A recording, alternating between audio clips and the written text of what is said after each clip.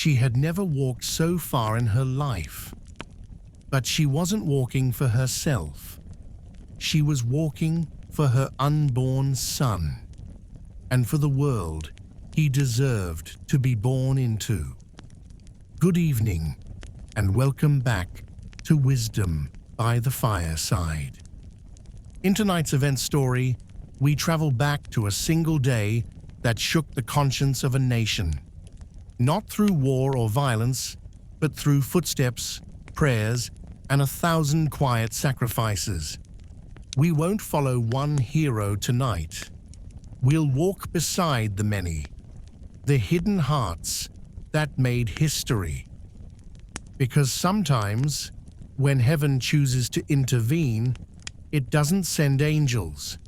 It sends mothers, and preachers, and teenagers with blistered feet. But could such a dream ever come true? And how much must a people endure before the heavens open? Let's begin. August 27th, 1963, Alabama. Ruby Johnson hadn't slept in 2 nights. Her stomach ached from nerves and secondhand coffee, and her ankles were so swollen she could barely fasten her shoes.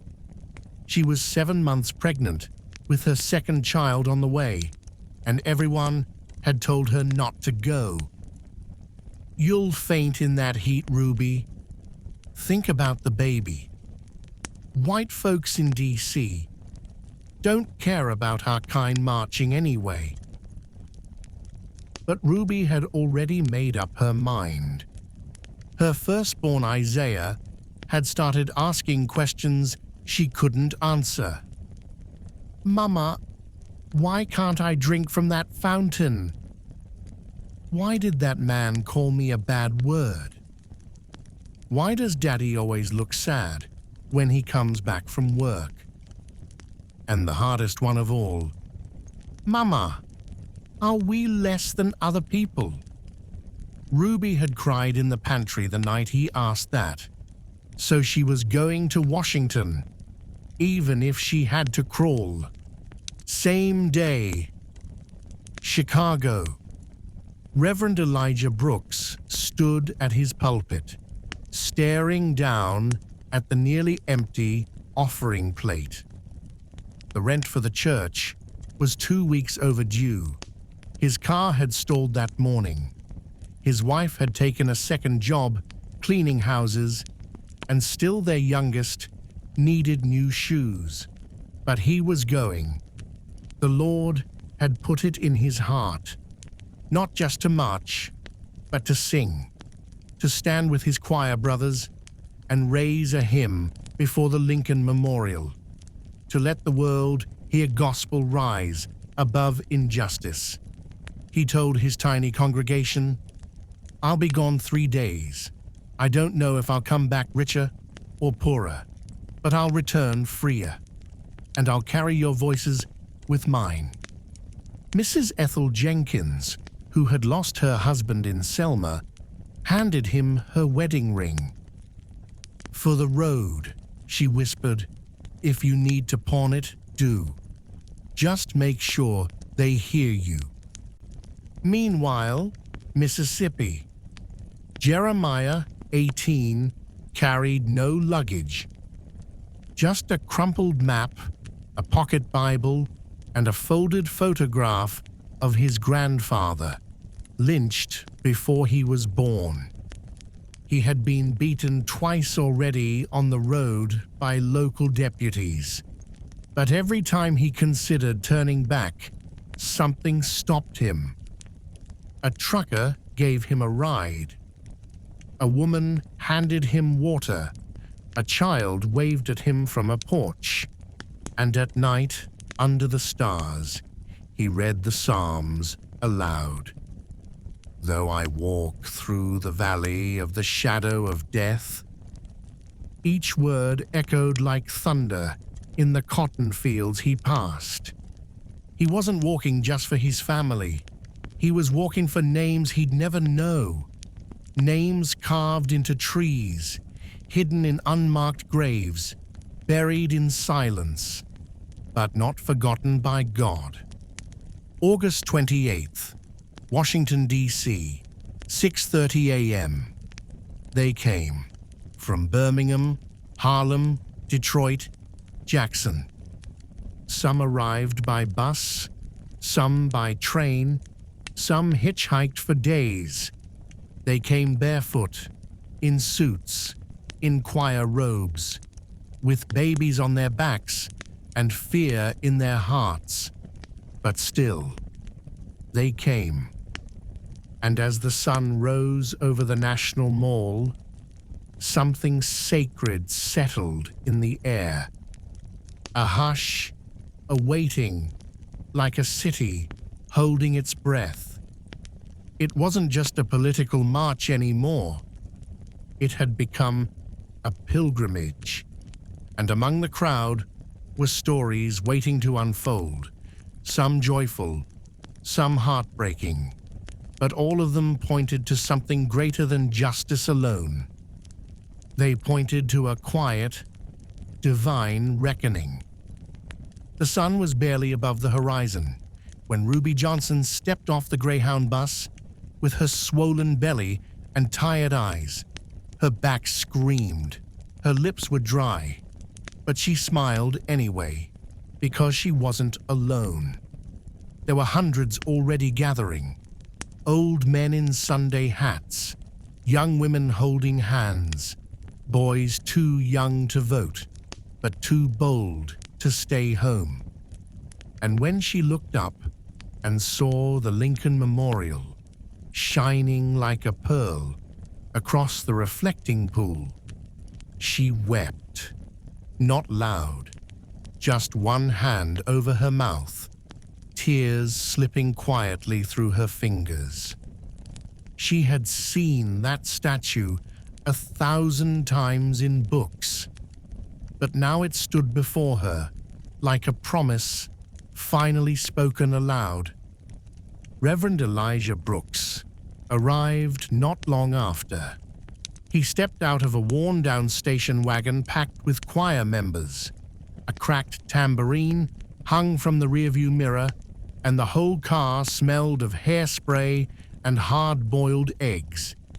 But the moment his feet touched the marble path, he paused. This wasn't just a protest. It was sacred ground now. "Let's stay in prayer," he told his group. "We are stepping into something holy." He didn't know how right he was. At the far end of the crowd, Jeremiah sat cross-legged under a tree, his back aching from the road. He had no sign, no chant, no camera, only a piece of rope in his pocket, the same kind used to hang his grandfather. He didn't plan to show it to anyone, but he carried it like a relic, a reminder. And when the speeches would begin hours later, he'd grip it tighter with every syllable. At around 9:30 a.m., the crowd doubled, then tripled. Estimates would later say over 250,000 gathered. But numbers couldn't capture the spirit moving through them. An old woman began humming a hymn. Another joined, then a dozen. And soon, without any instruction, voices rose in unison. "Ain't gonna let nobody turn me round." It wasn't polished, it wasn't rehearsed, but it was perfect, like heaven itself had joined in. A journalist later wrote, "It felt like God stood beside every marcher that day." He wasn't wrong, because something was happening that no law, no water cannon, no governor could stop. Faith had turned into footsteps. Hope had grown legs. And justice had finally found a voice. But even in that sea of unity, fear lingered beneath the surface. Would the police interfere? Would white supremacists plant a bomb? Would there be blood? The questions hung in the summer air like storm clouds, and yet they marched anyway, because faith isn't the absence of fear. It's walking anyway, knowing heaven walks with you. As the marchers approached the memorial, many reached out and touched the stone as if it were a shrine. Mothers kissed their children's heads. Pastors prayed with trembling hands. Ruby whispered into her belly, "One day, baby, you'll read about this. But I was here, for you." And when Jeremiah sat beneath the marble columns, he felt something crack open in his chest. Not anger, not grief, but peace, for the first time in his life. Then, just before noon, a young man climbed the steps. He wore no robe, no title, no crown, just a voice like thunder, and a dream that burned. And as he opened his mouth to speak, the whole nation held its breath, but none of them knew. What would be said next would echo for generations. The world knew this moment would come, but it didn't know it would be so quiet before the thunder. It wasn't Martin Luther King Jr.'s turn to speak yet. There were others, labor leaders, students, organizers, all fierce in spirit, all ready. But when A. Philip Randolph, the elder statesman of the movement, took the podium and addressed the crowd, something shifted. His voice was slow, deliberate, dignified, like a grandfather who had seen too much, and finally believed his children might live differently. Behind him, on those marble steps, stood a choir of America's broken promises, and in front of him, a sea of resolve. Somewhere near the edge of the crowd, Ruby Johnson stood, gripping the hand of a young white woman she'd met on the bus ride from Atlanta. Her name was Clara, a Catholic schoolteacher whose father had threatened to disown her if she went. But Clara came anyway, and when Ruby's legs began to buckle from the heat, Clara didn't hesitate. She held her up. She held her like family.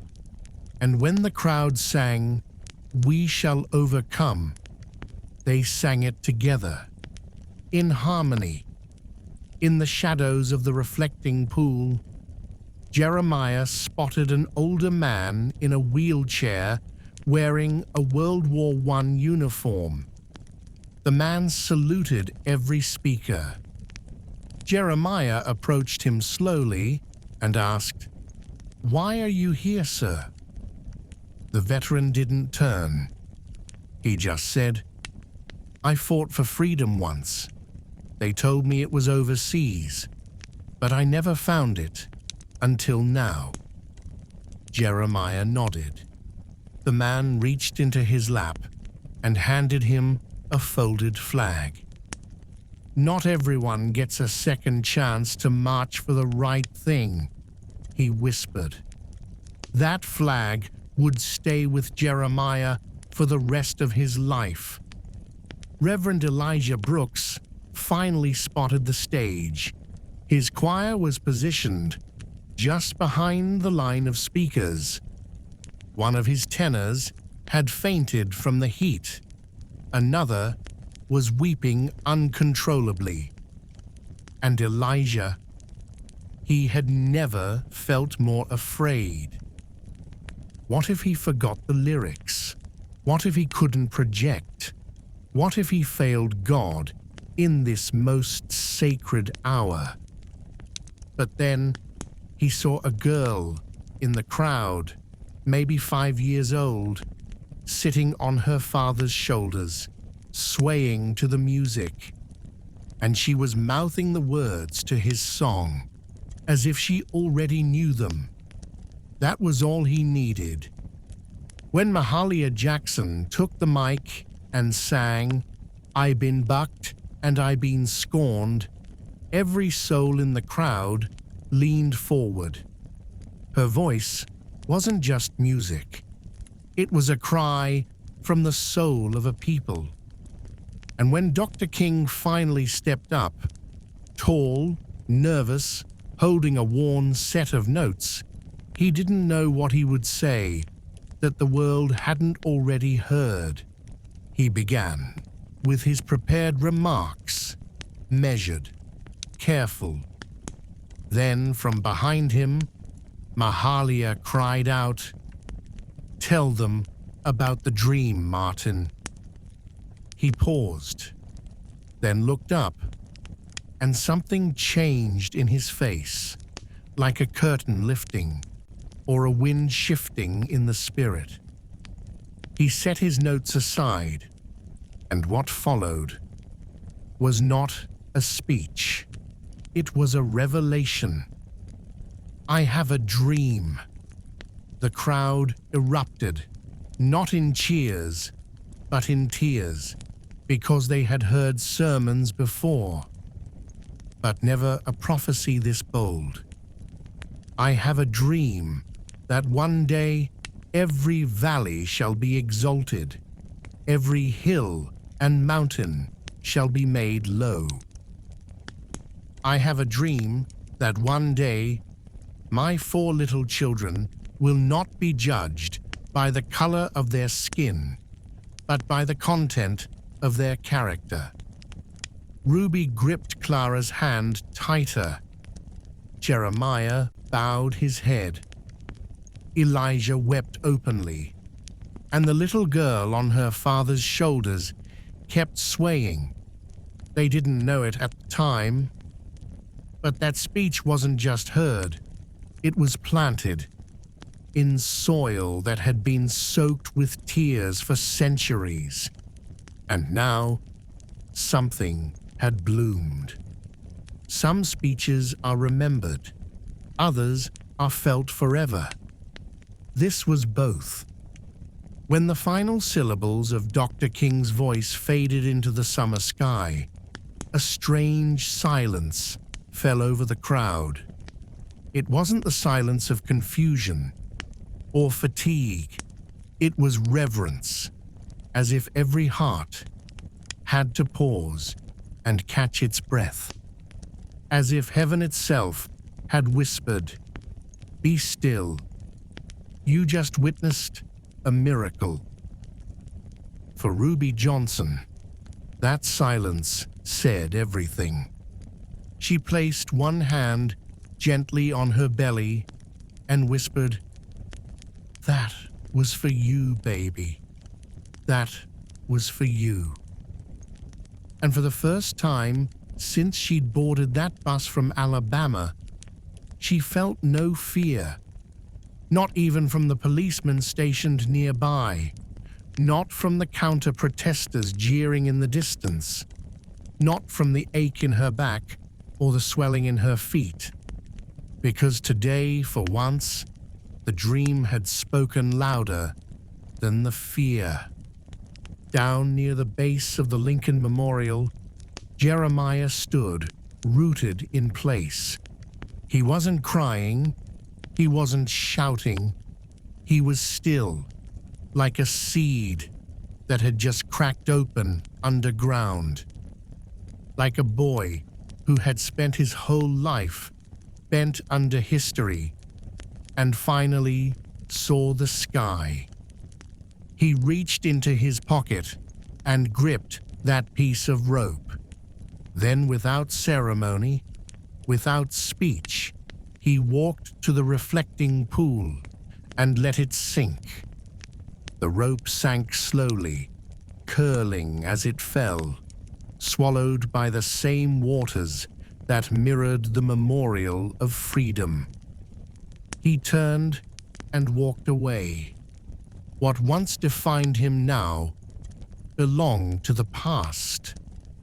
Up on the steps, Reverend Elijah Brooks sat quietly beside his exhausted choir. Some were still crying. One young tenor was asleep on his shoulder.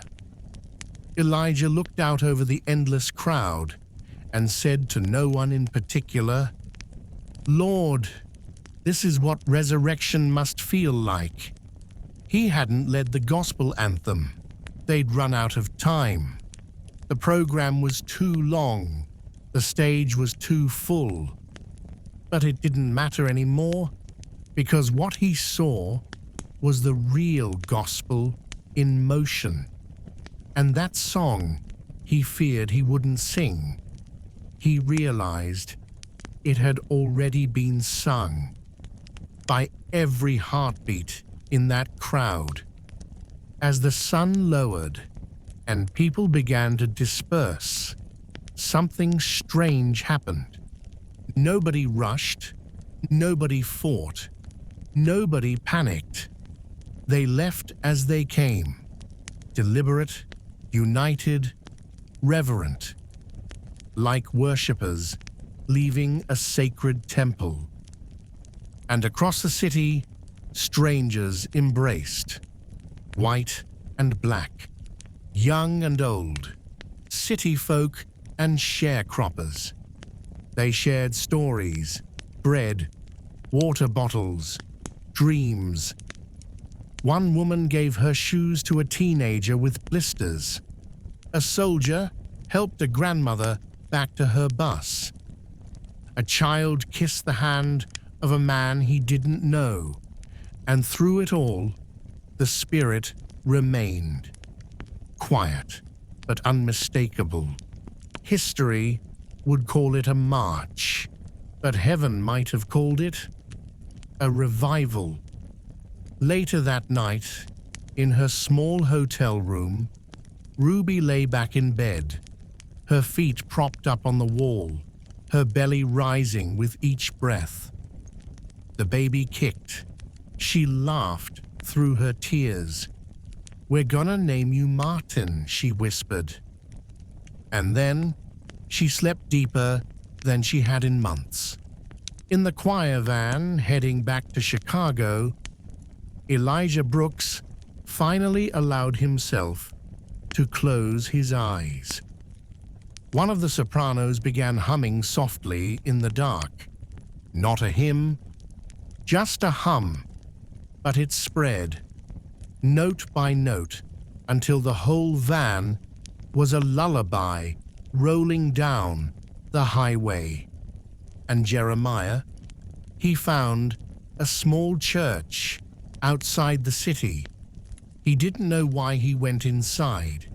He just sat in the back pew, alone, until a voice behind him asked, "Son, are you all right?" He turned. It was a janitor mopping the floor. Jeremiah simply said, "I think I left something behind today." The janitor smiled and nodded. "Then maybe tomorrow you'll pick something up." And that's the thing about marches. The steps don't stop when the path ends. They echo. They multiply. They change the world, one soul at a time. Some events end on the calendar, but not in the heart. The march was over, but the movement had just begun. In the weeks that followed August 28th, the stories of that day rippled through America like a sacred whisper, passed from soul to soul. Photographs appeared on the front pages, black and white, frozen moments of grace. A mother holding her child near the memorial. A reverend with his eyes lifted to the sky. A crowd with more hope than fear in their faces. But none of those photos could capture what really changed that day. Because what changed was the air itself. And for those who were there, it was as if they now breathed differently. In Montgomery, Ruby Johnson returned home with blisters on her feet and a fire in her spirit. Neighbors came over that night, curious, skeptical.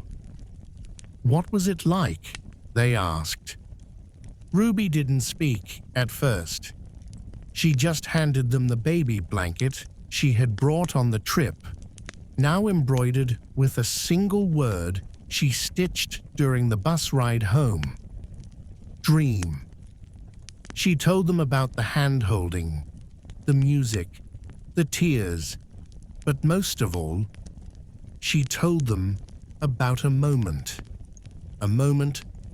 when a nation that had long looked away finally looked inward, and one by one, her neighbors wept, and one by one, they began to hope again.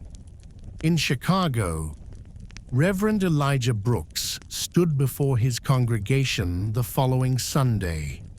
He didn't preach, he just played a recording of Dr. King's voice, echoing over the Lincoln Memorial. And as the tape ended, Elijah closed his Bible and said, "If you don't believe God still speaks through men, you weren't there." Then he stepped down from the pulpit and sat beside his wife in the front pew.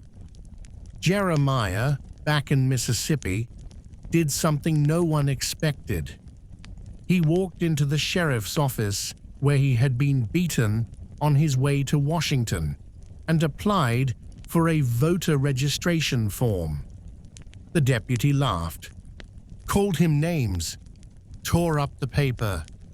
Jeremiah walked out, bruised but smiling, because the rope was gone, because the fear was gone, because God was not gone. And elsewhere across the nation, the ripple widened. A teacher rewrote her syllabus to include the words, "I have a dream." A Jewish rabbi in New York quoted Dr. King's speech during Yom Kippur. A white factory foreman in Ohio taped the speech to the break room wall. And in homes across America, children repeated lines they barely understood, but somehow felt, "Let freedom ring. Free at last." The content of their character. Still, not everyone welcomed the change. There were letters sent, threats made, some called it a gathering of troublemakers. Some said they should have stayed in their place. And within months, bombings, arrests, and violence returned to the headlines. The march had shaken the nation, but it had also awakened its demons.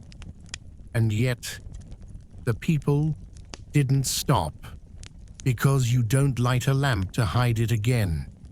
Because once faith has feet, it keeps walking. One day, years later, Ruby's son Martin would read about the march in his 5th grade textbook. He looked up at her and asked, "Mama, were you there?" She didn't speak. She just walked over to a wooden box in the closet. From it, she pulled a folded sign, "We march for our children," and a faded bus ticket, and a photograph, a grainy shot of her and Clara, arms around each other. Martin looked up and said, "You were brave." Ruby smiled. "No, baby, we were brave, all of us." And somewhere, even today, in a new city, on a new street, a pair of footsteps begins again. It's easy to honor a day. It's harder to carry it. But that's what faith asks, not just to remember, but to continue.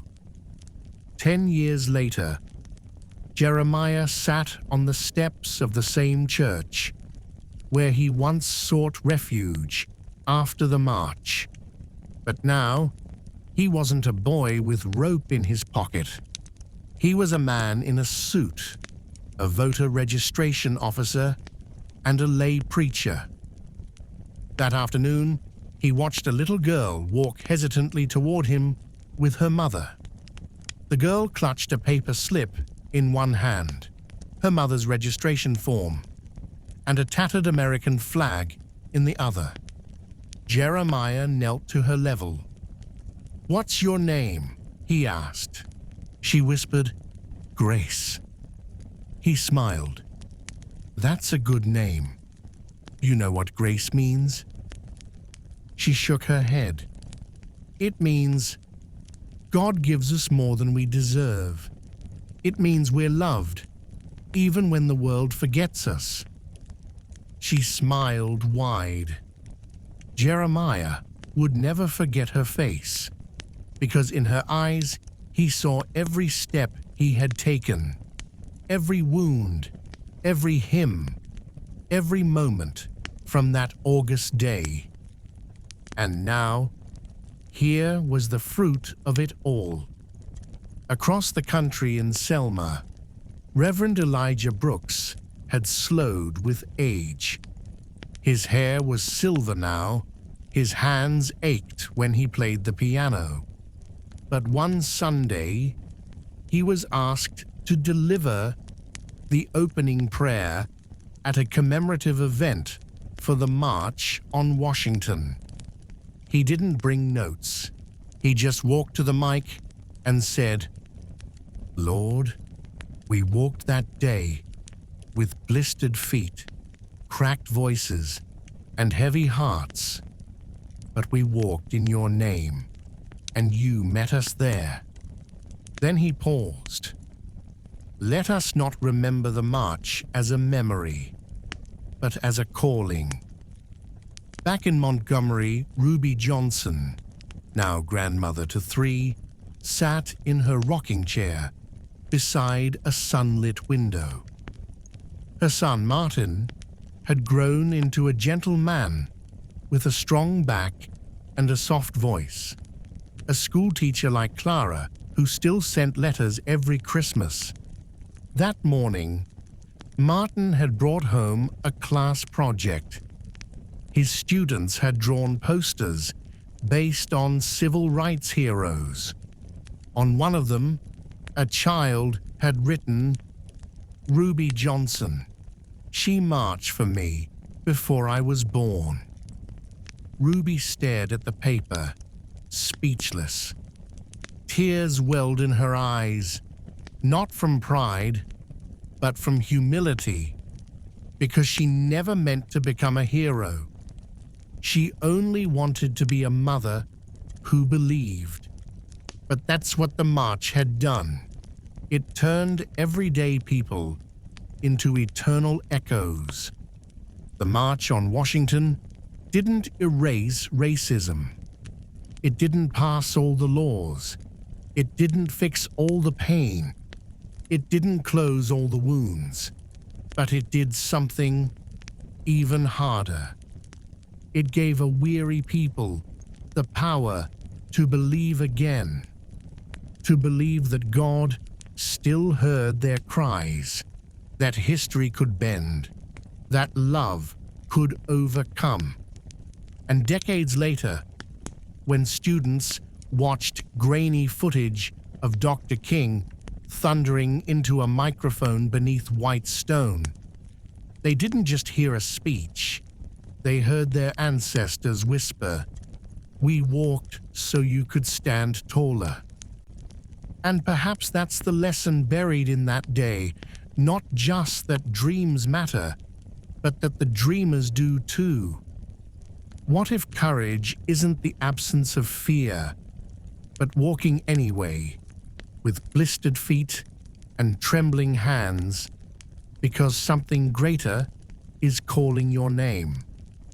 You can leave a city, but you cannot leave a moment that changed your soul. The march had ended, but it never really stopped. In 1995, on the edge of a public park in Cleveland, a group of high school students gathered around an elderly guest speaker. His name tag read, Jeremiah Carter. He had grayer hair now, and the lines around his eyes had deepened, but his voice was steady. A student raised her hand. "Mr. Carter, were you really there at the march?" He smiled, slow and wide. "I wasn't just there. I was the march." The students looked confused. He leaned forward and said softly, "The march wasn't just footsteps on Washington's streets. It was every prayer that came before, and every act of courage that came after. It lives in all of us who decided never to be silent again." Then he pulled a folded flag from his briefcase. Still neatly pressed, still bright. "This was given to me by a war veteran at the march," he said. "He told me he never fought for freedom overseas. Until that day." He paused. "Who will carry it next?" No one moved. Then a quiet girl in the back raised her hand. "I will." He nodded. The dream was still breathing. In a church on the south side of Chicago, Reverend Elijah Brooks's son stood at the pulpit. Elijah had passed 2 winters ago, but his son Michael had taken up the ministry. That Sunday, Michael played a recording for the congregation. Not a gospel hymn, not a sermon, not a speech. It was an old reel of his father's voice, praying at the 10th anniversary of the march. "Lord, we walked that day in your name." The church went silent, then tears, then amens, then a standing ovation. Michael looked up and whispered, "Thank you, Daddy." Some legacies echo louder after we're gone. Meanwhile, in a small living room in Montgomery, Ruby Johnson celebrated her 82nd birthday, surrounded by grandchildren. Martin, now a principal at a local school, had gathered the family for a surprise. He handed Ruby a bound book. On the cover, "She Marched for Me," the story of Ruby Johnson. Ruby opened it and stared at the first page, a photograph of her younger self, standing near the Lincoln Memorial, hand resting on her belly. The caption read, "Montgomery mother walked for her child. August 28th, 1963. She laughed. She cried. She hugged each child like it was the first time. One of the little ones asked, 'Grandma, were you scared?' Ruby looked into her eyes and replied, 'Terrified, baby. But you don't need to be fearless to be faithful.' And that may be the truth buried beneath all the monuments and holidays. The March on Washington wasn't built on speeches. It was built on the faith of ordinary people who believed their steps could shake the sky. So, what would you have done? Would you have marched, knowing the risks? Would you have prayed, knowing it might not change the laws? Would you have stood, even if the world sat down? Or do we only realize how holy a moment was when we're already living in the blessings it brought? Every great movement begins with a whisper, but it endures because someone keeps whispering it to the next generation. It was 2008, and America was holding its breath. For the first time in its history, a black man was running for president and winning. TV screens glowed in homes from Harlem to Houston. Tears streamed down cheeks of men who'd marched and women who'd buried dreams long ago. And in one small house on the edge of Montgomery, Ruby Johnson sat quietly on her porch, wrapped in a quilt, watching the coverage unfold. Her son, Principal Martin Johnson, arrived late with his own daughter, 11-year-old Ariel. Ruby didn't say much, but when the cameras showed crowds gathering outside the White House gates, singing, "We Shall Overcome," she closed her eyes and whispered, "I never thought I'd live to see the seed become the tree." In a nursing home outside Jackson, a nurse helped Jeremiah to his wheelchair. He was 84 now, his knees barely worked, and his voice cracked more than it didn't. But he insisted on being wheeled to the TV in the common room. When the election results were called, cheers erupted. Staff members cried. Some danced. Jeremiah didn't move. He just looked down at his hands, then up to the ceiling, and he whispered, "Lord, you did more than I ever asked." Then he turned to a young orderly beside him and said, "I carried a rope once. Now this generation carries the pen. Don't waste it." Meanwhile, in Chicago, Reverend Michael Brooks, the son of Elijah, led a prayer service in honor of the election. He read aloud from Isaiah, "Every valley shall be exalted, and every mountain made low." Then he looked at the packed sanctuary and said, "We are not finished. This is not the mountaintop, but maybe, just maybe, we're a little higher up the hill." Years passed. The news moved on. The cameras faded, but in classrooms, churches, barbershops, and kitchens, the dream kept being told. Some told it as history, others as legacy, but a few told it as witness, because they were there, and they had never let the light go out. Then, in 2020, the world turned upside down again. The streets were filled once more, with pain, with prayer, with protest. New names were chanted, new signs were raised, new tears were shed. Some called it division, others called it awakening. But amidst the noise, something familiar stirred, the sound of old footsteps, now reborn. The ghost of a march that never really ended. And in the middle of it all, a young girl named Ariel Johnson, now in college, walked with a handmade sign through the streets of Atlanta.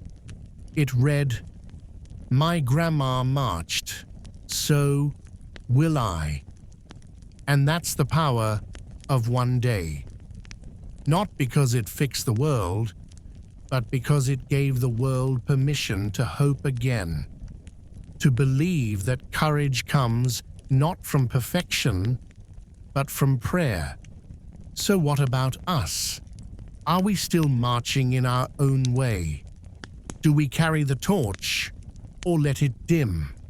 Do we teach our children the weight of their voices, or only the silence of resignation? The March on Washington wasn't just a day in history.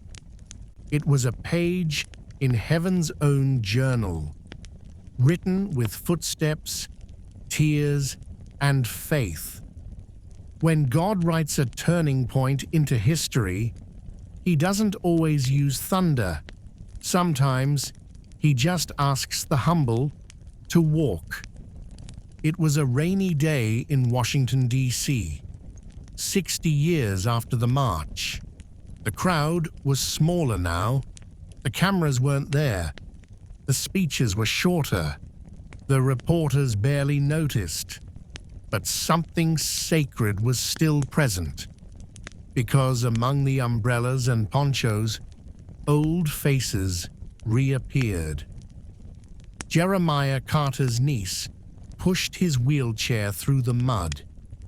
He wore a button that said, "I was there, 1963. Nearby stood Reverend Michael Brooks, holding a laminated photo of his father, Elijah, in choir robes. He wasn't here for fame. He was here to sing the song his father never got to lead. And just a few feet away, Ariel Johnson, now a teacher herself, stood with her own students, each holding signs they had made in class. One read, "Ruby walked, now we teach." Another, "The dream still walks." As the ceremony began, rain fell harder. Some left, others huddled under trees, but Jeremiah, even in the cold, insisted they push him forward. When he reached the same spot where Dr. King had once stood, he asked to be lifted out of the chair. "No, Uncle," his niece whispered. "You'll fall." But he shook his head, and with trembling hands and two men supporting him, Jeremiah stood. Just for a moment. But in that moment, every drop of rain felt like anointing oil. The crowd clapped quietly. Some cried. He raised a hand and whispered, not to them, but to God. "I walked for freedom. I stood for you." Then he sat again, but the silence that followed thundered across time. Later that day, Ariel sat beside him. "Uncle Jeremiah, do you think the dream came true?" He was quiet a long time. Then he said, "Dreams don't die when they aren't fulfilled. They die when they're no longer passed down." He looked her in the eyes. "So don't let it die, child. Whatever you do, don't let it die." Back in Montgomery, Ruby Johnson's family gathered for a private memorial. She had passed peacefully in her sleep a few months before. Martin had set up a display in the church foyer, her bus ticket, her march photo with Clara, her quilt with the word "dream," and beside it, a small placard that read, "She walked for all of us. Now we walk for her." That's how dreams survive, not through monuments, not through museums, but through the hands that carry them forward. Somewhere tonight, a child hears the story for the first time. A mother whispers it like a lullaby. A teacher scribbles it on a chalkboard. And somewhere, a soul wakes up and decides to walk. Because God doesn't need millions to shift history. He just needs the willing. Those who say, "I'm scared, but I'll go. I'm tired, but I'll stand. I'm small, but you are not." And that's how the march continues, one faithful step at a time. The march began with fear. It ended with faith. And somewhere in between, the hand of God moved across a nation's heart. There are stories we read, and then there are stories that read us. Stories that reach across decades, press their hands against our soul, and ask, "Are you still listening? Are you still walking? Do you still believe?" The March on Washington was never just a march. It was a revelation, a moment when time cracked open and the truth rushed in. And that truth was not political.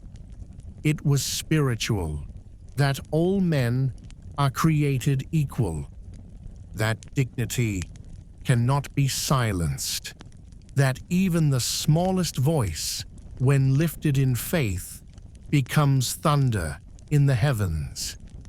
The people in this story weren't saints. They were scared. They were weary. They were unsure. But they walked anyway.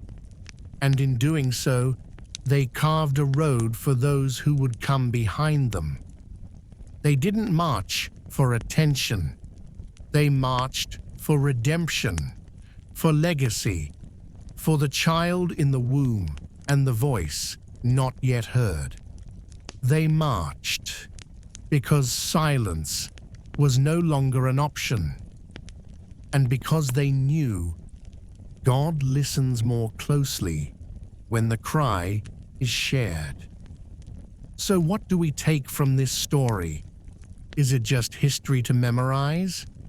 Or is it a map for how we should walk today? Here are the quiet lessons whispered beneath their footsteps. You don't need to be powerful to be heard. You just need to stand where truth is. You don't have to finish the dream. You just have to carry your part of it forward. You don't have to be fearless. You only have to be faithful. What would you have done that day? Would you have risked the bus ride? Held someone's hand who didn't look like you? Sung when your voice shook? Would you have believed that one day a child not yet born would live freer because of your walk? Or better yet, what will you do now? Because injustice still speaks, but so does courage. And heaven is still watching for those who will walk again. Thank you for listening tonight. If this story stirred something in your heart, may it grow. If it reminded you of someone, may you reach out to them. And if it gave you hope, pass it along. Because you are part of this story too now. And you never know whose dream you might be walking for. From all of us here at Wisdom by the Fireside, thank you for being part of our little circle tonight. If the story touched your heart, share it to the ones you love. And if you would like to listen to more like it, you know where to find us.